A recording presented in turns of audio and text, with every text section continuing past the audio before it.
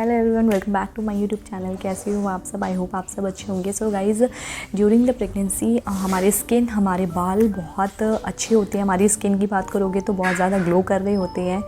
And क्योंकि हम काफ़ी ऐसी अच्छी चीज़ें अपनी डाइट में इंक्लूड करके चलते हैं ताकि हमारी बेबी को भी उसका अफेक्ट मिले एंड हमारे शरीर का भी अच्छे से ध्यान रह सके। एंड उसके साथ साथ जो भी हमें डॉक्टर्स ने सप्लीमेंट्स वगैरह जो भी प्रिस्क्राइब किया होता है उसे बहुत रूटीनली ले रहे होते हैं। बट सडनली जब डिलीवरी होती है तो हमें बहुत सारी लेडीज़ में ऐसा देखा जाता है कि उन्हें बहुत ज़्यादा हेयर फॉल होता है, जिसकी वजह से वो बहुत ज़्यादा परेशान रहती हैं। कुछ टिप्स ऐसे शेयर करूँगी जिसको फॉलो करते हुए आपकी जो ये हेयर फॉल की जो समस्या है कुछ हद तक कम हो सकती है और धीरे धीरे वो ख़त्म हो जाएगी।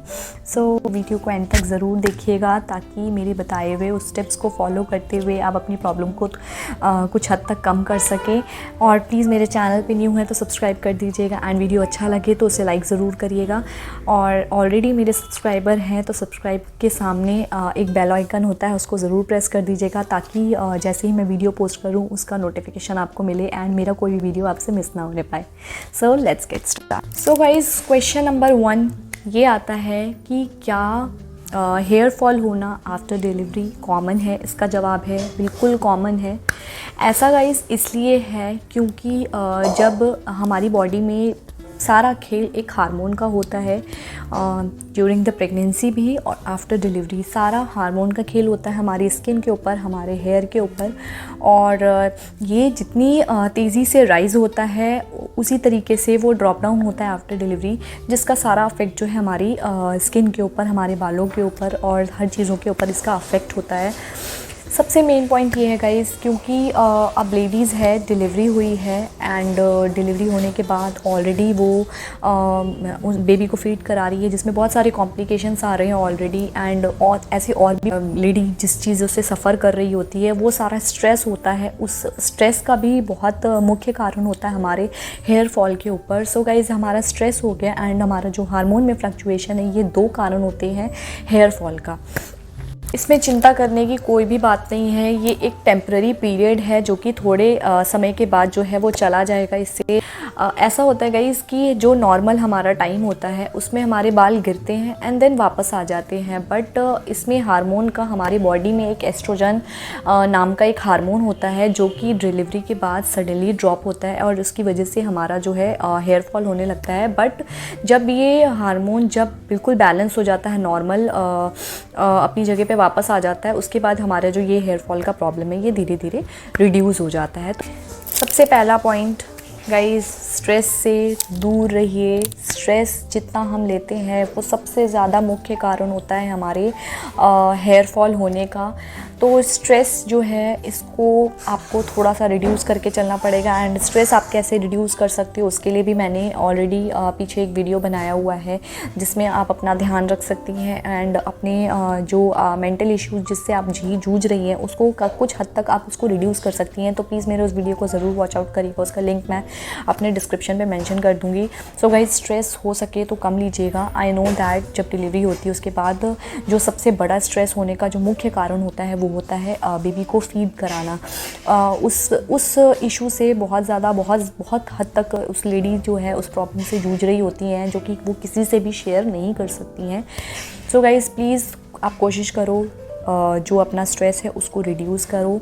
एंड फीडिंग के ऊपर और भी काफ़ी साइट्स के ऊपर अच्छी वीडियोस बनी हुई है, वहाँ से आप ट्यूटोरियल लो। ये प्रॉब्लम आपकी धीरे धीरे सॉर्ट आउट हो जाएगी। आई नो 2 महीने या 3 महीने आपको सफ़र ज़रूर करना पड़ेगा, बट जैसे जैसे आपका समय पास होगा ये प्रॉब्लम ख़त्म हो जाएगी।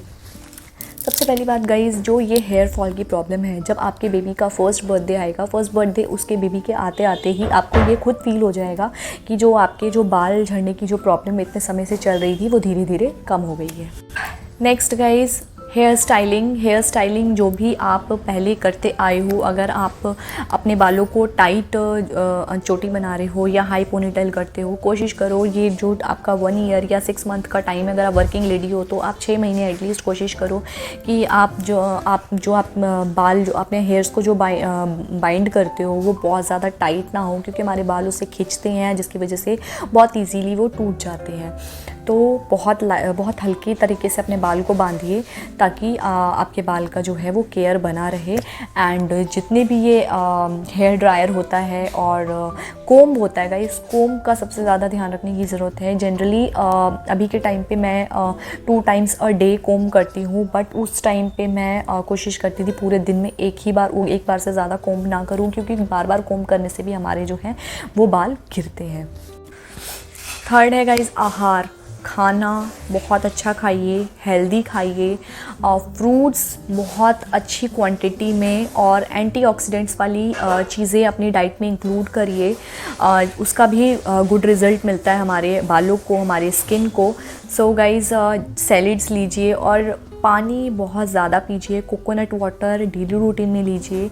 और गाइज़ ये बात ज़रूर है कि हमें वेट लॉस करने का भी हम सोचते हैं, क्योंकि बेबी डिलीवरी के बाद हम सब चाहते हैं कि हम वापस पहले जैसे दिखें, क्योंकि हम हेल्दी हो जाते हैं। तो हम उस वेट लॉस के चक्कर में ऐसा ना हो कि आप बहुत सारी चीज़ें ऐसे कट डाउन करते चले जाओ, वो चीज़ें मैनेज रखो। लेकिन हेल्दी डाइट बहुत मस्ट है और पानी जितना ज़्यादा हो सके उतना ज़्यादा पानी पीजिए, क्योंकि पानी हमारे बालों के लिए, हमारे स्किन के लिए, हमारे पेट के लिए, ऑल ओवर हमारी हर चीज़ के लिए पानी अच्छा है।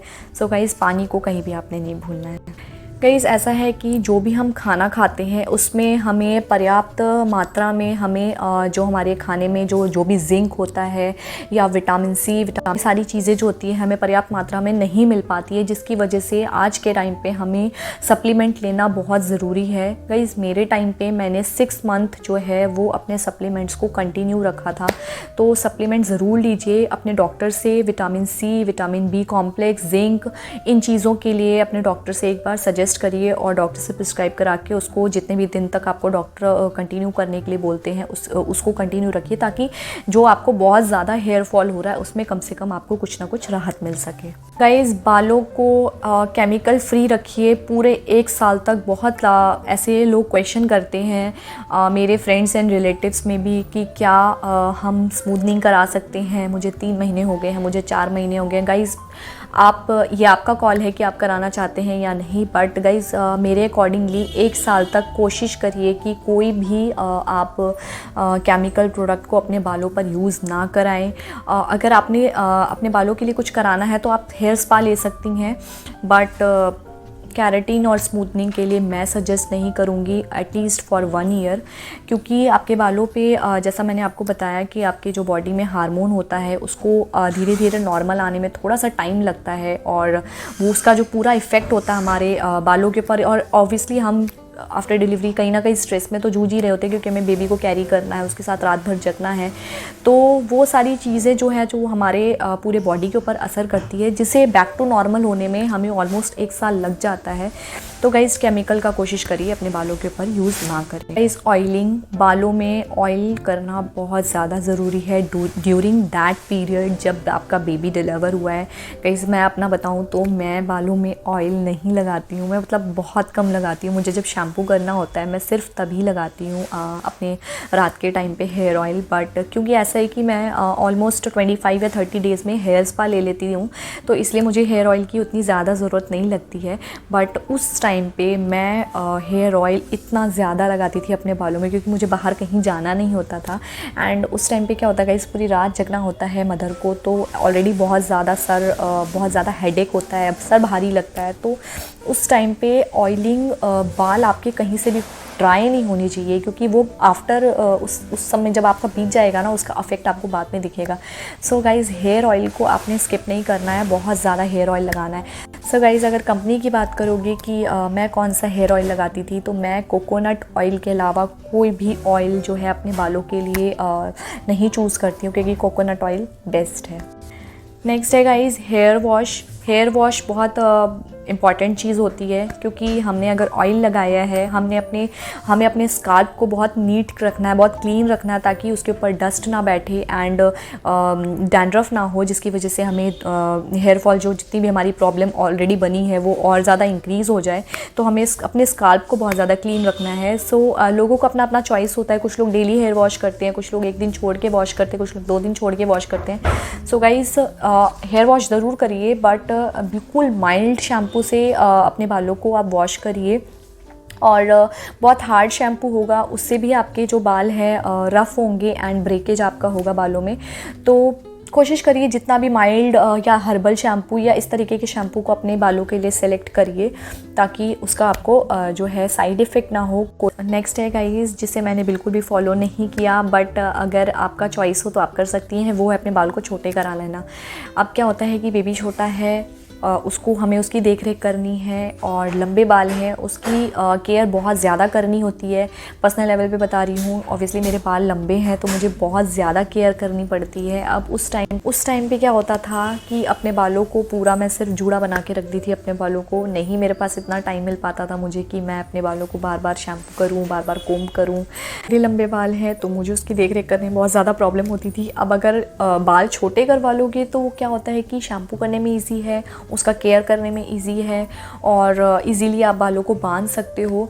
सो गाइज़, मैं आप लोगों को इससे ये नहीं बोलूँगी कि आप अपने बाल छोटे करवा लो, बट अगर आपका चॉइस हो तो आप उसको ज़रूर बालों को छोटा करा के ये चीज़ों को कहीं ना कहीं रिड्यूस कर सकते हो। इन सब के अलावा गाइज़ कुछ ऐसे घरेलू उपाय भी होते हैं जिसको आप फॉलो कर सकते हो। घरेलू उपाय के ऊपर भी मैं नेक्स्ट कभी ये वीडियो कंटेंट आप लोगों के लिए क्रिएट कर दूंगी, बट इन शॉर्ट बताऊं तो आप अपने बालों में दही लगा सकते हो, भृंगराज लगा सकते हो, आंवला लगा सकते हो। ये सारी चीज़ें बहुत अच्छी होती हैं। इसके अलावा आप हेयर मसाज को गाइज़ कहीं भी स्किप मत करिए, हेयर मसाज बहुत अच्छा है। 10 से 15 मिनट अपने बालों को अगर आप हेयर मसाज दोगे तो उससे क्या होता है, हमारा जो भी ब्लड सर्कुलेशन होता है उसके ऊपर अफेक्ट पड़ता है, और ऑब्वियसली हेयर फॉल के ऊपर भी अफेक्ट पड़ता है। सो गाइज़, मेरी वीडियो को बताइएगा आप लोग कैसा लगा। अगर हेल्पफुल लगा हो तो प्लीज़ लाइक कर दीजिएगा। सो गाइज़, मिलते हैं नेक्स्ट वीडियो में, तब तक के लिए बाय बाय।